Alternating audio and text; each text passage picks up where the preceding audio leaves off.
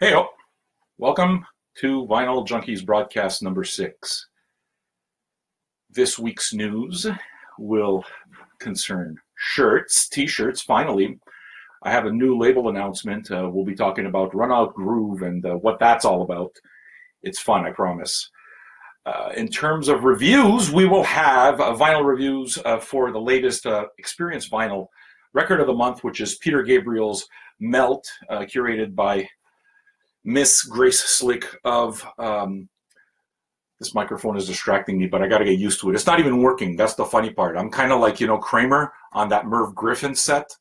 That's kind of what's happening, but yeah, it's not worked out. But yeah, we're talking about this Peter Gabriel record and Jefferson Airplane, and I'm going to talk about that. That's courtesy of Experience Me, Please. Then we'll get into Kendrick Lamar and a bunch of other stuff. What it is that I'm going to do is my pre-rolls, which is to say we're going to take care of our sponsors and pay some bills. What do you think? So this episode, Vinyl Junkies Broadcast 6, is brought to you by... This review, in terms of the Peter Gabriel, will be brought to you by Experience Vinyl. How would you like to have your record collection curated by music legends? Experience Vinyl brings you closer to legends like George Clinton of Parliament Funkadelic, Carlos Santana, and Grace Slick of Jefferson Airplane. Let these seminal recording stars choose a great record for you. Visit experiencevinyl.com, experiencevinyl.com. And we will be giving a copy of their latest offering, which is the Peter Gabriel Melt. The reviews will have 2 records that are currently available in the VMP shop. So this episode is also brought to you by Vinyl Me Please, the best damn record club out there. Visit vinylmeplease.com to get this month's VMP album, The Nationals Boxer. The Kendrick Lamar, and there's a Ghetto Brothers that I'm going to talk about at length, came from there. That Ghetto Brothers, guys, go get it. Holy smokes, just go get it. Okay. And finally, brought to you, no, actually, there's another 2, Soundsmith cartridges. Soundsmith recording cartridges, where meticulous craftsmanship delivers a superb listening experience. Visit sound-smith.com. sound-smith.com and Org Music. Finally, shining new light on seminal recordings. Listen to the VJ podcast right here for up-to-date news and reviews. They send me everything that comes out, so I'll keep you up to date on all of it. And visit orgmusic.com for more information. And now we got all that stuff completely out the way. Let's get the shirts out the way, okay? You guys have been very patient. Thanks so much. No more excuses. The shirts are here. They've arrived. I am mailing them out myself in not very long. Let me just put this on camera, okay, so that I can see for myself. So, this is what one of them looks like, and want to see what the cat one looks like? It's pretty cool. Check it, right? That's pretty cool too. So that stuff's all going out in the mail this week, early this week. There won't be any more delays. Thanks for all of your patience, and now we can get to music reviews, the fun stuff. What do you think? All right, let's start with Experience Vinyl and their latest record of the month, which is curated by, like I've said so many times, you say it for me, Grace Slick and Jefferson Airplane. Right, so the deal is that she chose this record here. Okay, what's fun about this package, we'll talk about the record itself, but in terms of the package, you want to see what it is that I think sets Experience Vinyl really off from the rest. Okay. First off, I guess for the fanboys, I should be showing you this here. Okay, this is a limited edition 7-inch 45 and splatter vinyl of White Rabbit, and there's actually an essay in the liner notes about where the inspiration for White Rabbit came to be. So that's a lot of fun. That comes with the package. It's completely exclusive. Then you got 180-gram vinyl Peter Gabriel. You see, I keep the sleeve and usually put the hype stickers on my sleeve, so that looks pretty great. And the inside notes are fantastic as well. But that's not really what separates the package. For me, the Experience Vinyl package is this. They've nailed the inner sleeve and the musical accompaniment. they basically give you Grace Slick's top 10 to look at, as well as full notes on why she chose these records, and some notes about White Rabbit and 10 things to know about Peter Gabriel's Melt. Okay, so check this. My favorite part of it, actually, in this case, the essay is really cool. Okay, she talks about being on a promotional tour, and she sees a stack of records on the floor. She sees the cover. She's curious. It's a Hypnosis cover, by the way. The DJ gives her the record. She takes it home with her.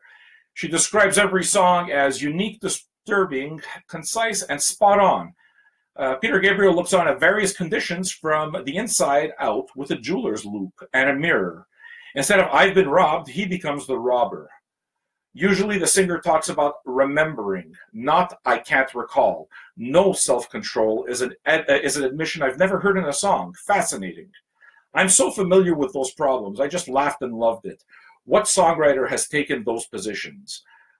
And then she goes on to kind of describe a few songs too. So, you know, she praises Biko for being, you know, what it's about, without being a diatribe, without being overly political. And then, can I read some of these to you? There's 10, okay? They obviously, I guess you got to do 10 of them. But I'll read you some of the best things. And I didn't know anything about the record. I know the record very well, and it's a superior pressing. Look, it's audiophile all the way. It sounds great, okay? But did you know that this cover was created by Hypnosis? I didn't know that. Okay, so obviously they designed Dark Side of the Moon and Houses of the Holy and Gabriel's first two records. So yeah, obviously the similarity is there. Phil Collins contributed percussion to this. Okay, I didn't know. Now, this one's an interesting one. Check it. While recording, Gabriel banned the use of cymbals, especially the hi-hat, a crucial component in all rock beats. His approach resulted in a percussion sound dubbed gated drums, which defined much of the 80s pop music, including Collins' own hit single, "In the Air Tonight." So I guess that...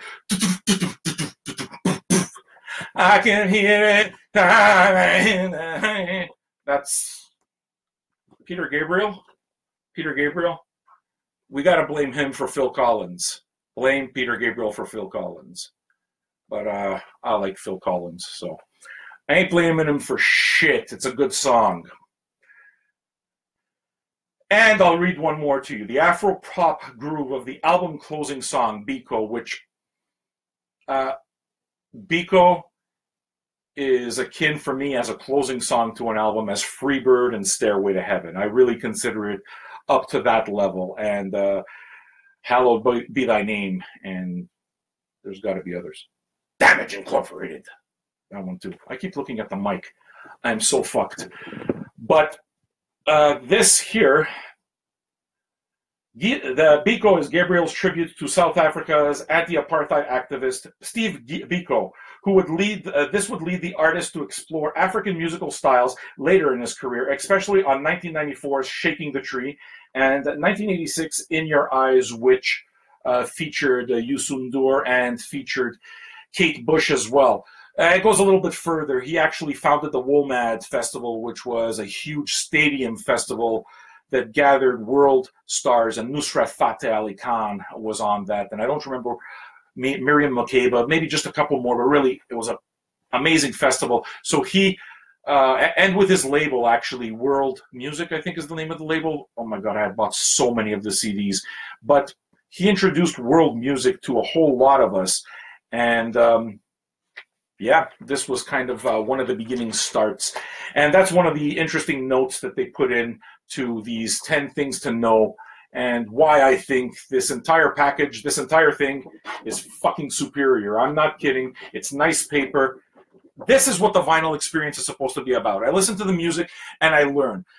I do that anyway. Okay, I go online and I click around and do the Wikipedia thing or whatever while I listen. So the fact that they took the time to kind of put it together like this and outline it really nice, to me, works. The entire idea of Grace Slick, White Rabbit, I'll close there, is that it was an anti-hypocrisy song. So the whole reference to the whole reference to Alice in Wonderland was kind of like a way of saying, hey, check it. You guys are talking about anti-drugs and you ask why we take these drugs. Yet, if you look in your own popular culture, you know, the dust and Peter Pan, you know, cocaine, right? And obviously mushrooms and everything else happening in Alice in Wonderland. These children's tales that we tell our kids have blatant drug references to them. So White Rabbit was kind of like supposed to be a little bit of a fuck you, while also trying to say, you know, feed your head, be conscious. And the way it is that she got inspiration for this song is really cool. She was sitting around, this is before it is that she joined Jefferson Airplane and had taken a particularly strong acid trip. So this acid trip was so strong it lasted 24 hours. And she listened to Miles Davis's Sketches of Spain on a loop during that entire period. And it affected her so profoundly that it led her to write White Rabbit. When her LSD began to wear off, Slick was determined to sit down at her piano and hammer out a tune inspired by that experience. So yeah, that's how White Rabbit came to be. Miles Davis again. Crazy, eh? Miles Davis influences everything, and yes, he's really that amazing. So we're going to be giving away a copy of this. Okay, so thanks to Experience Vinyl. Big old thumbs up, really. Great pressing. Visit experiencevinyl.com if you want to check it out. And I'll choose a winner later. Moving on with the reviews. We're going to do Kendrick Lamar. Actually, let me do VJ News, okay? One last piece of VJ News. I'd like to announce the beginning of a partnership with a newish label called Run Out Grooves. What they do is they release recordings, vault recordings from the Warner Brothers vaults. The Warner Brothers vaults are some of the biggest music vaults. They have every label on that. Roadrunner for the metal fans, look, I can't remember how many, but name it, it's all there. Alice Cooper, think about all the big artists. Most of them, a whole lot of them are there. Run Out Groove has access to those vaults, and what they're doing is putting out records, but doing it in a pretty interesting way, in that they have kind of like this community thing where you vote amongst 3 different records that you can choose, and then the final vote is what chooses the record. Once you make that choice, they put it out on to press, and they send exclusive kind of like members-only vinyl directly to you. Once that's done, I think they're numbered, I'm not really sure, but once that's done, then they press the rest and they put it out to stores. So they do have that 2-pronged approach with that, which I think is really smart, and I think it's going to work. Okay, I haven't even received the package yet, but I really like the idea behind it, right?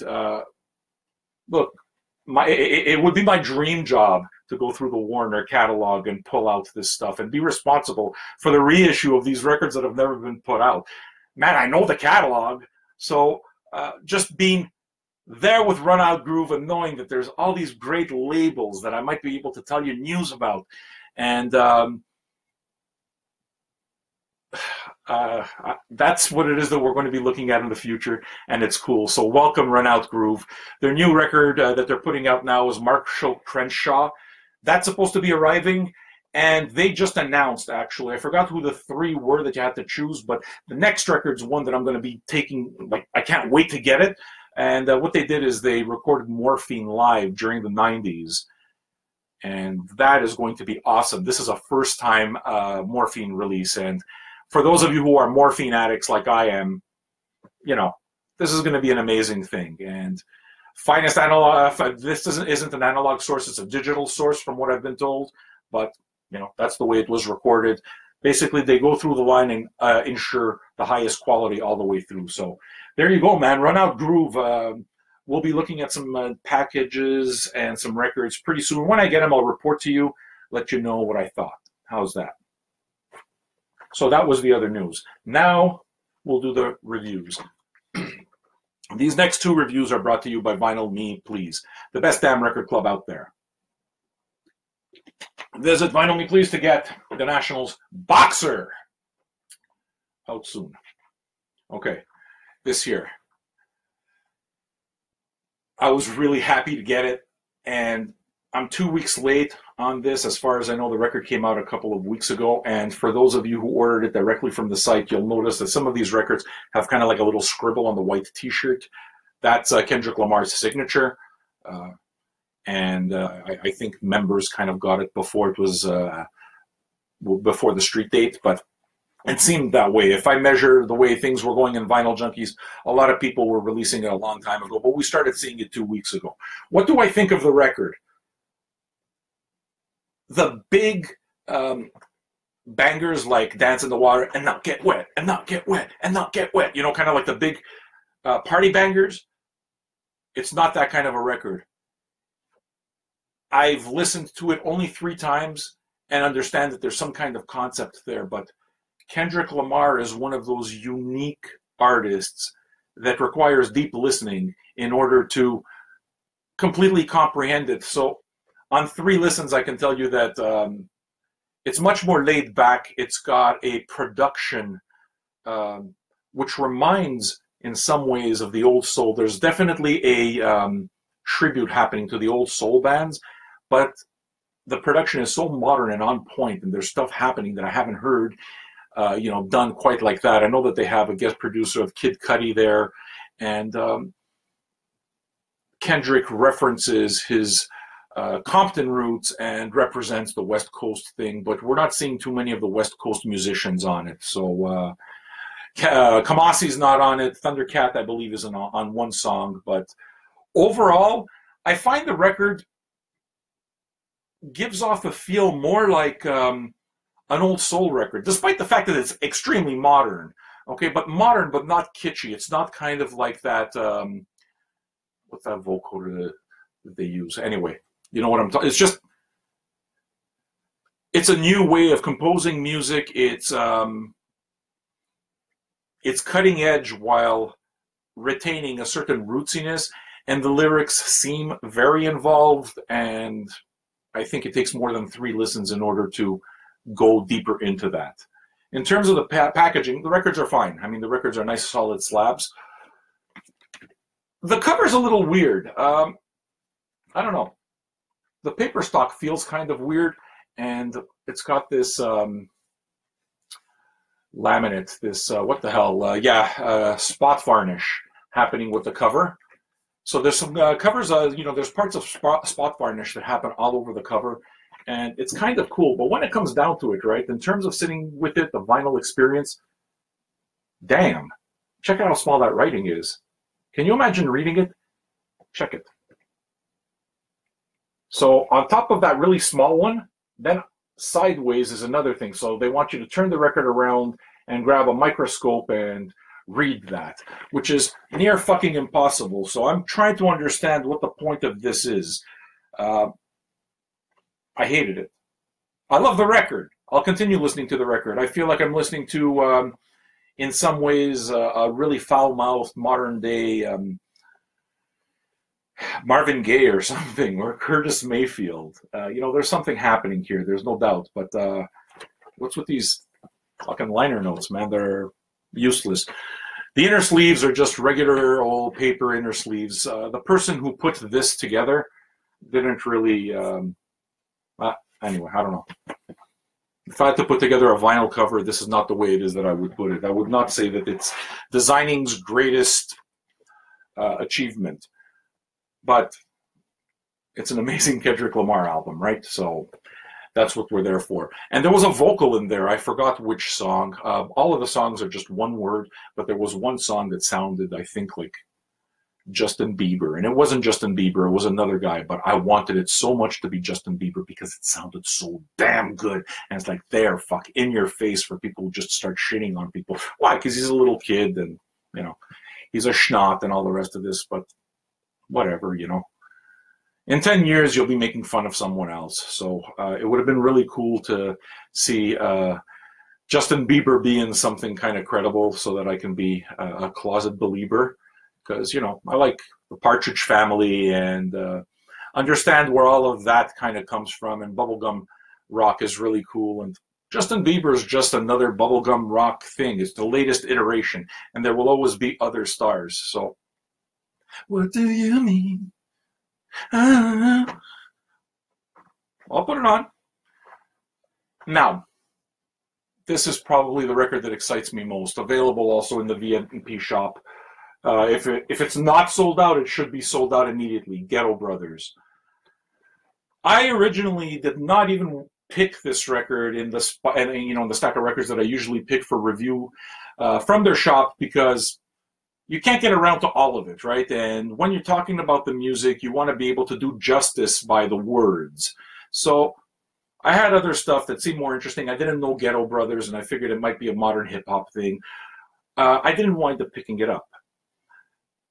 Only after the package arrived, it was still in the shop, so it's kind of like, okay, what's the deal here? And read early 70s and read Puerto Rican, and okay, now I gotta know, right? You put it together with this cover here of what looks like a biker gang's patch. Now I had to know.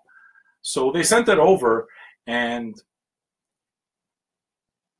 the Warriors story continues. Let me tell you what I mean. It's so awesome, and this record is awesome. Really, go get it, man.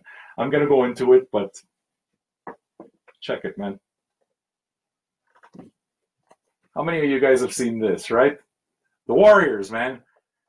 This movie defined a lot of our childhoods. People are still watching it now.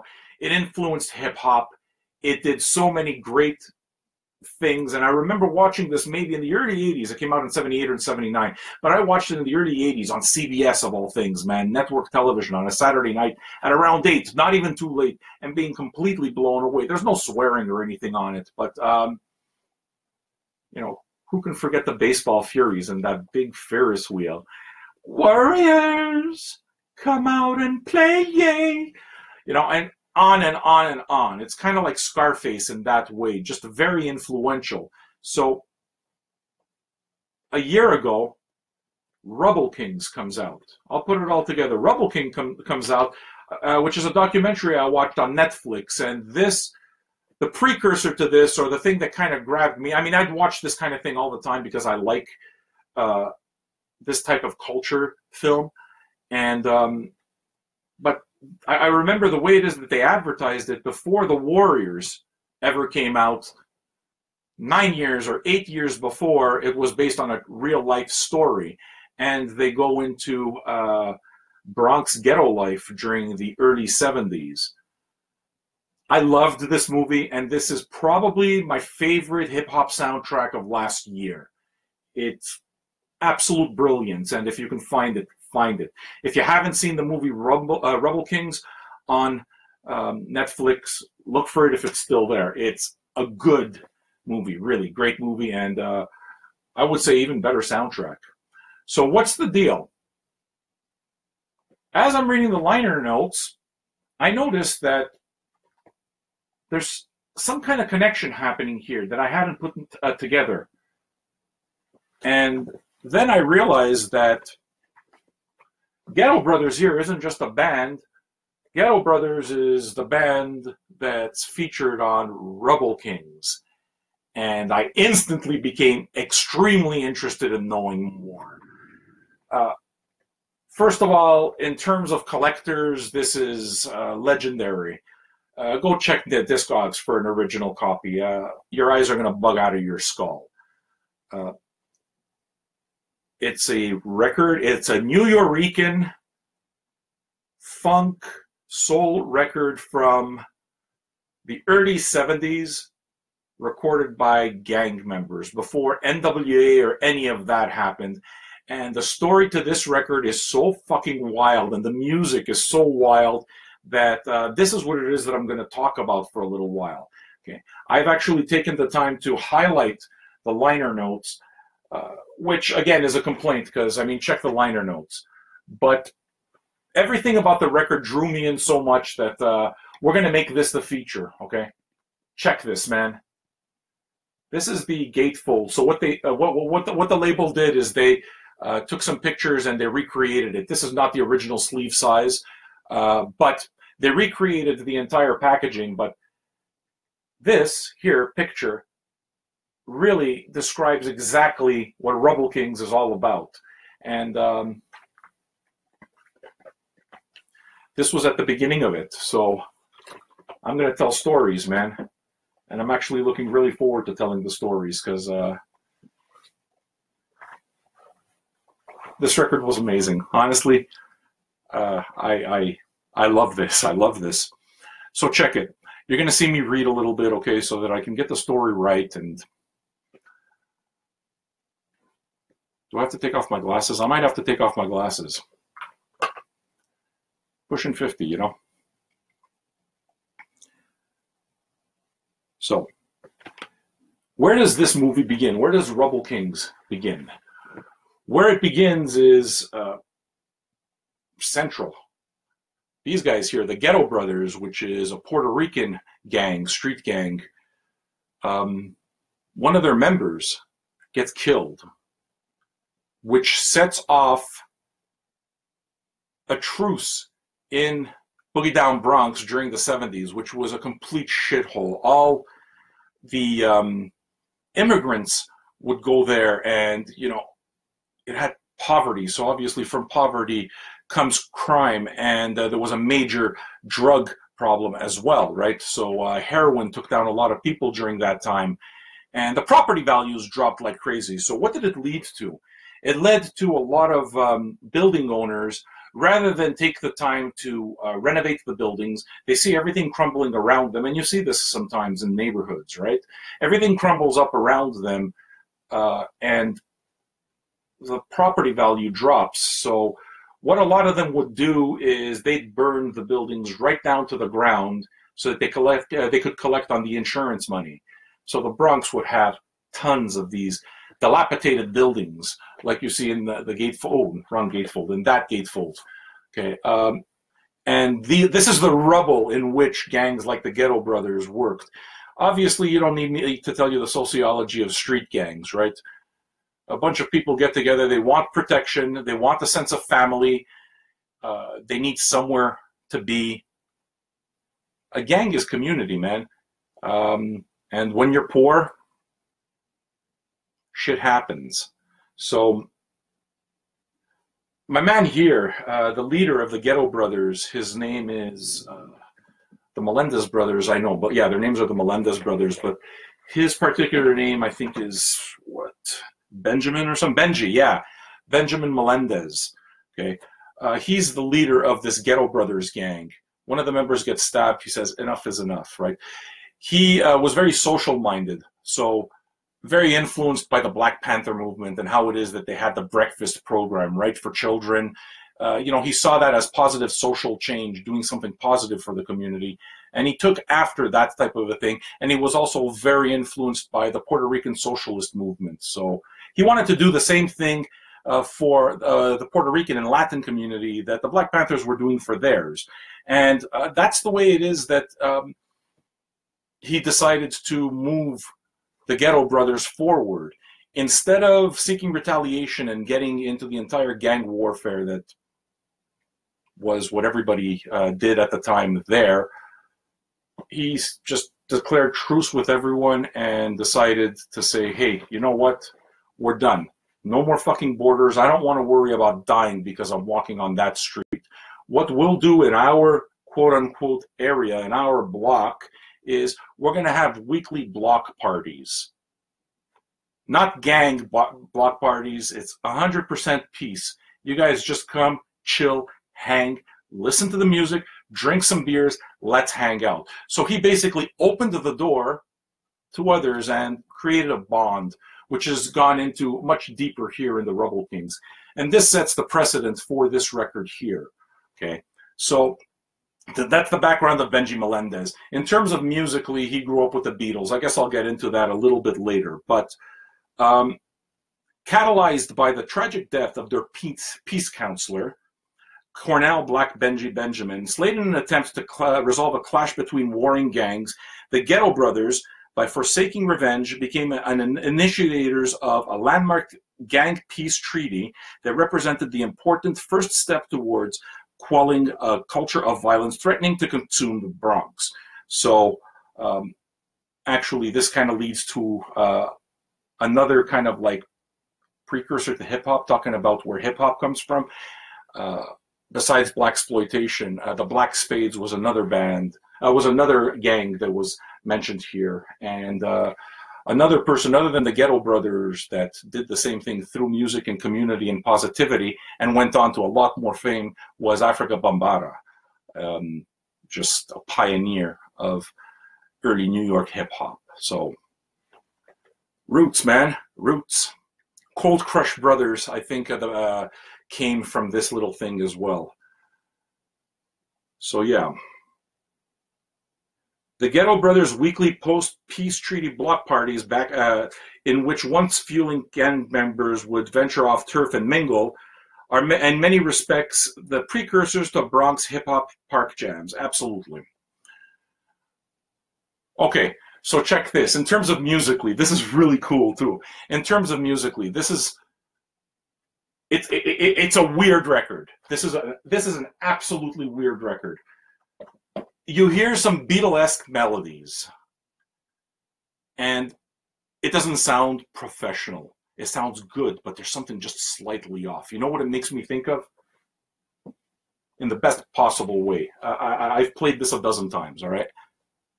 It reminds me of this Frank Zappa record here, Cruising with Ruben and the Jets, which is Frank Zappa's doo-wop record. And, you know, with the cartoon covers, everybody assumes that, you know, or some people assume he's making fun of doo-wop, and that's not the case at all. Zappa had a reverence for doo-wop music. The vocals kind of remind me a little bit of this, and there's that Beatles thing happening. Benji Melendez, the leader, got his start in music in a youth Hispanic Beatles imitation band, cover band. So it would be kind of like little Beatles menudos, and they would call themselves Los Beatles. And they actually got shows, and that was his first taste of music. Ghetto Brothers kind of came from a little bit different, but his roots were there. His brothers and other members of the band came more from a Santana and a funk, salsa type of environment. So that's where it is that the music steered towards. The way the music began was they had the Ghetto Brothers had a community center, right? Where they would take care of each other, feed each other, feed the children breakfast. If parents needed to go away on their job or go away for a few hours for a doctor's appointment and so forth, they could leave the kids. They painted the walls black so that kids can kind of just draw with chalk on the walls. Really very community-minded, and it's all in these liner notes, man, like meticulous liner notes. Too small liner notes, but meticulous liner notes. And they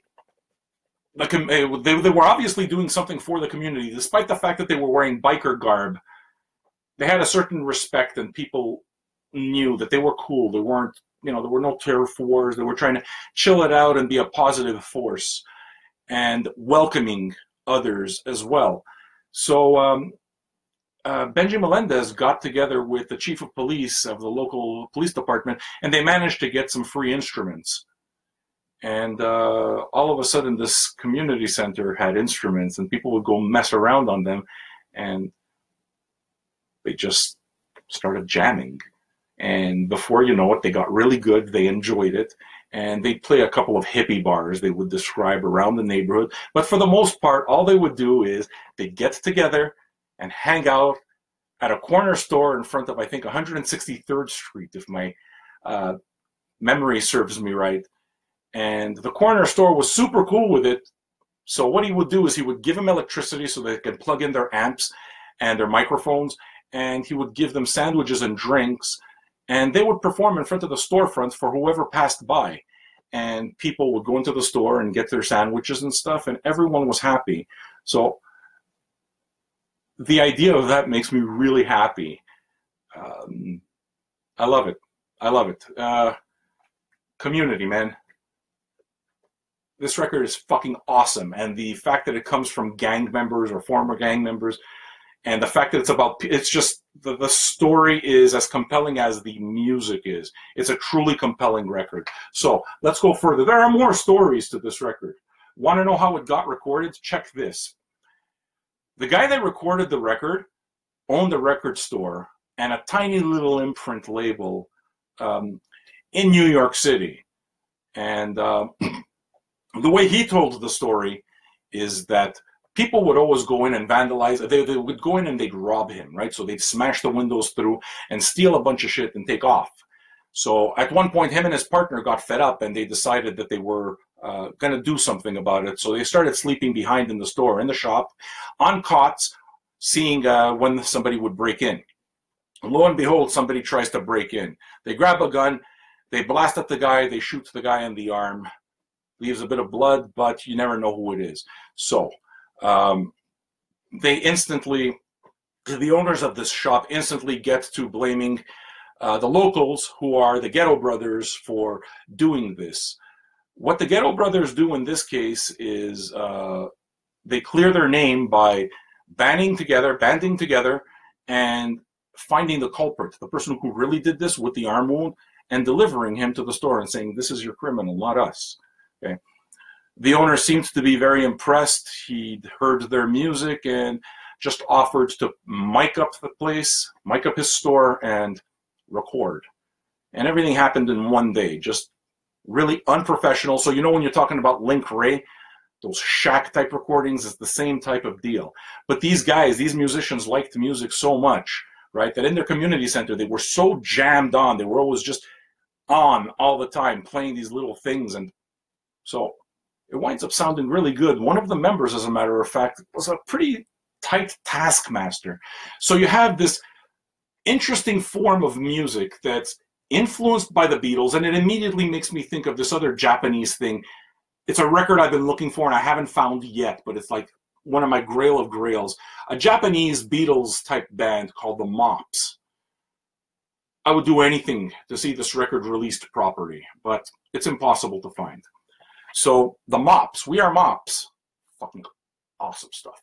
So it kind of reminds me a little bit of that. You know, it's got, that's where it is that the Frank Zappa kind of like love song with that voice happens. It reminded me of Reuben and the Jets. The thing is that Santana was also happening then, and a lot of heavier sounds were happening, so we got a big mix of that kind of music as well. Let me get into the liner notes and kind of try to fill that up for you.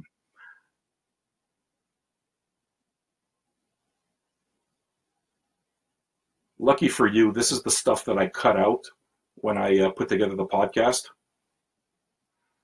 Okay, so yeah, let's get into the songs and what they're about.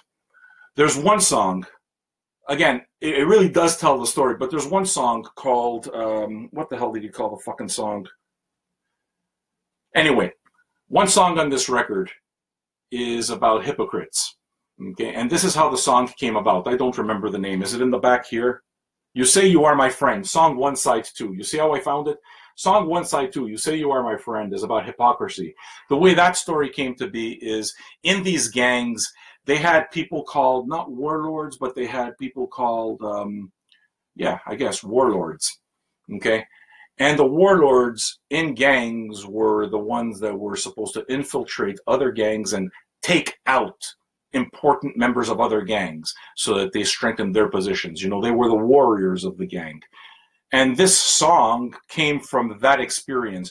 One guy, his name is Israel, had joined the Ghetto Brothers under that guise, right, of getting in so that they can take him out, and then basically take his, have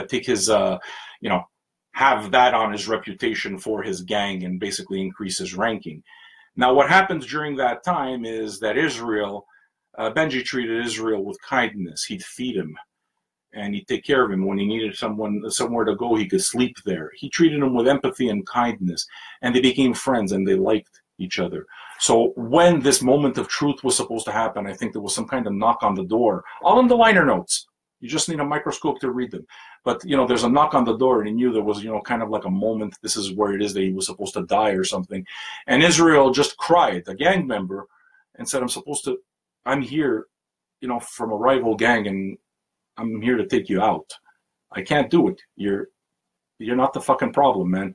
Your gang's not the problem. You're a nice guy. I can't kill you, and I'm sorry. And he went back to his gang, and he told them that he couldn't kill Melendez because all the ideas that they had about the Ghetto Brothers wasn't that at all. They were a positive force, despite the biker jackets, right? Tell me this record isn't getting really, really fucking interesting. More stories. So at this point, right, they get pretty big. Just around, like, I hear that, not that they get pretty big, wrong. That's not what happens at all. But they hear themselves on some of the local stations. And it's like, holy fuck, man, we're going to be big. You know, they have kind of like these dreams. None of that winds up happening because the owner of the record label didn't promote anything. So the records died. They got a stack of records, which when they sold worked out to $75 each. And that's it. That's what they got paid for this. And the record cost, I think, $500 to make.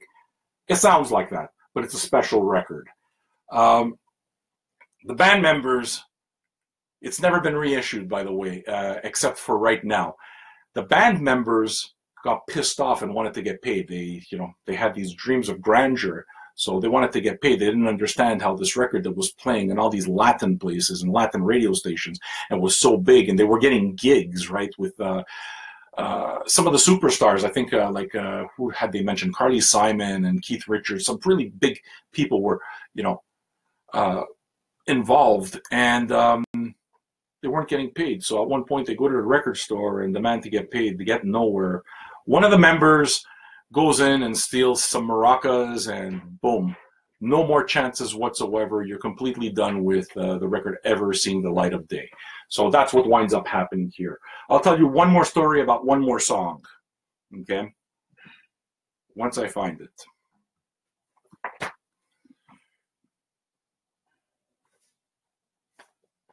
There's a song, the last song, here we go. I know the story, I've read it a couple of times. The last song on the side one on this is called Mastica, Chupa y Jala, J-A-L-A. So Mastica, Chupa y Jala. If you translate that into English, it is chew, suck, and pull. When they wrote the song, the Ghetto Brothers were anti-drug because heroin was an addiction that wiped out a lot of people. A lot of members of their gang died to it. Some of them went to jail. It destroyed the ghetto, right? So Benji was very anti-drug. But some of the younger guys, they liked to partake. So what this song is about is a friend who was dealing LSD, right? At one point, the cops, what he would do is, so that like he'd escape detection, is he'd hide all his LSD pills in empty bullet casings, right? Now, the cops come knocking on the door. He knows this, and they're there, and it's like, oh shit, right? So it's kind of like they get rid of the bullet casings because he doesn't want to get caught. He's got trouble with the law. They forget the bullet casings in their pocket. They go home. They check them out, and it's like they notice they're empty, right? So they open them up. There's a fucking ton of LSD in this bullet casing. So it's like, let's party. And they had a acid trip that lasted 18 hours. And they spent the entire 18 hours listening to Black Sabbath and not moving from their bed. Because when they had to go to the bathroom, the other guy would say, well, how do you know that it's really the bathroom? Maybe it's the window. And what you're going to do is you're going to wind up throwing yourself out the window. Don't fuck around. Don't take a chance. So they spent 18 hours just lying down on a bed listening to Black Sabbath while high on acid, too scared to go to the bathroom. That's what the song's about. Now, the leader, like I said, is anti-drug, right? He sees this and he just assumed from what the title of the song was that it was about sex. Found out only later, obviously, that it was not about sex at all. So there's another interesting story. What happens after this record? It blows up. It becomes a huge collector's item. You can't find it anywhere. Where the guys went on to go after this is pretty interesting. A couple of them started another kind of funk rock type band that went nowhere. I forgot what the name is. One guy, check this, one guy became a diver on the Jacques Cousteau. Is it Jacques, the first one, Jacques or Jean? Anyway, not the son, the father. He became a diver with Jacques Cousteau. He went away and became a diver. Benji Melendez you know, they all grew up, so they started thinking about their families and stuff. And he decided, well, look, yeah, man, I can't do this music thing anymore. So, you know, I'm going to focus on my family and pay my bills and all. And one anonymous member of the band went on and threatened his wife's life. And that's where even, you know, someone, a pro community advocate, said, fuck this, man, I'm done. And just moved out. And more interesting stories. So, yeah, this record here is the fucking biz bomb, man. And if you see this, it's probably in that movie over there, which you can see on Netflix. It's on the Truth and Soul label. It came out just this year, and it is absolutely wicked. It was in the VMP shop if it's not sold out already, and I could not recommend it more highly. Really, that was the one. This is part of the ORG, the Org Music catalog. I'm gonna keep this. I'm gonna keep the Ben Folds story for another time. Do I have another story? We're almost finished anyway, right?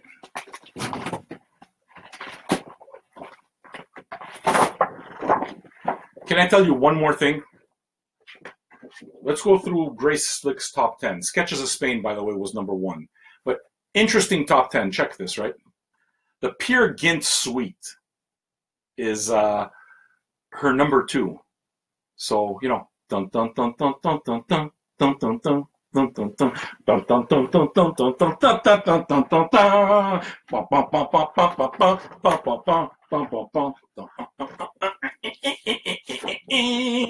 This right here, the Edward Grieg, the Peer Gynt Suite.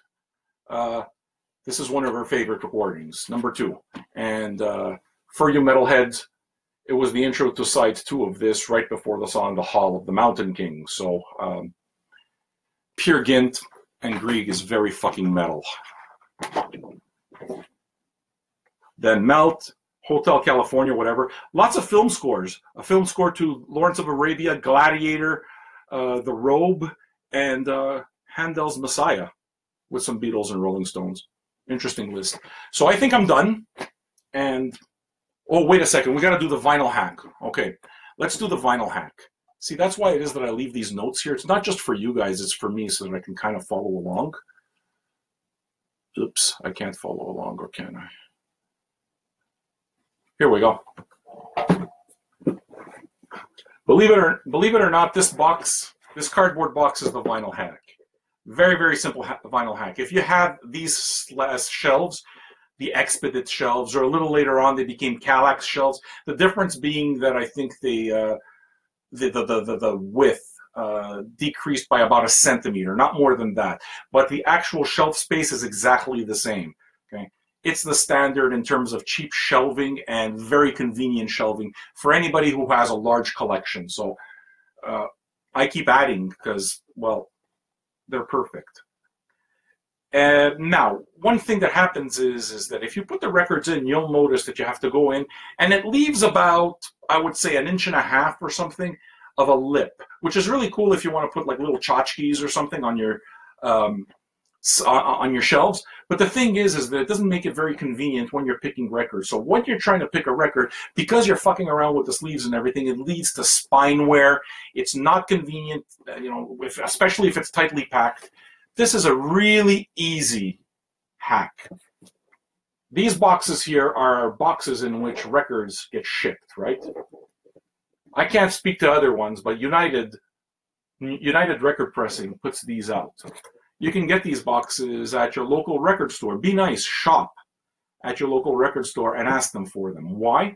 Because there's just enough space so that the records all go completely flush with your shelves. Way easier to handle.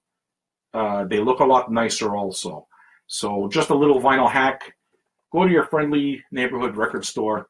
Get these boxes. I don't know how the other sizes are, but this one, United Pressing Plants, I got dozens back there, man.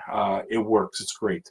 And that's about it. Now we're going to pick winners because I'm done.